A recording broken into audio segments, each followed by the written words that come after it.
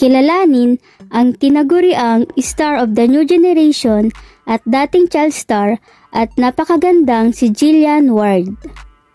Si Gillian Ward ay ipinanganak noong February 23, 2005. Ang kanyang ina ay si Jennifer Ward Penson, half American at half Filipino.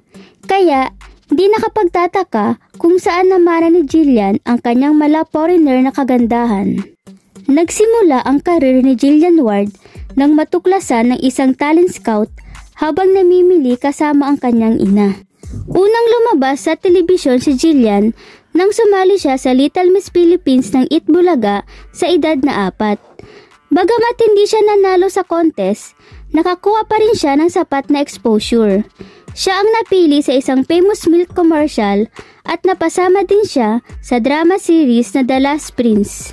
Ang unang malaking break niya, ang comedy series na Trudy's Liit sa GMA Network noong 2010, kung saan nakakuha siya ng award bilang Best Child Actress. Mula noon, lumabas na siya sa iba't ibang teleserye sa TV, tulad ng Daldalita 2011, Luna Blanca 2012, at Home Sweet Home 2013. Sa kanyang husay sa pag-arte, ito ang ilang mga awards na kanyang nakuha.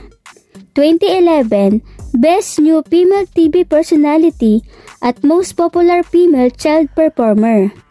2012, Movie Child Performer of the Year. 2023, Asia's Most Remarkable Actress of the Year. Isa din sa malaking proyekto na pinagbibidahan niya ngayon ay ang Abot Kamay. Hudyat na nga ito, natanggap na ng mga tao na hindi na si Trudy's Liit si Gillian, na isa na siyang ganap na dalaga. Bukod sa galing sa pag-arte at pagsasayaw, ay nakitaan din si Gillian sa galing sa pagkanta. Mahilig din siya sa pagpipinta at ibinabahagi niya ito sa kanyang Instagram story. Samantala, Star of the New Generation, ang title na ibinigay kay Gillian ng mga namamahala sa kanyang showbiz career.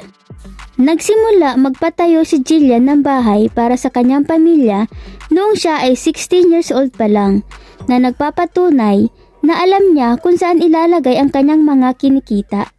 Noong October 2019, binuksan na nga ni Gillian Ward ang unang branch ng kanyang negosyo na Wonder Tea Philippines sa Pampanga.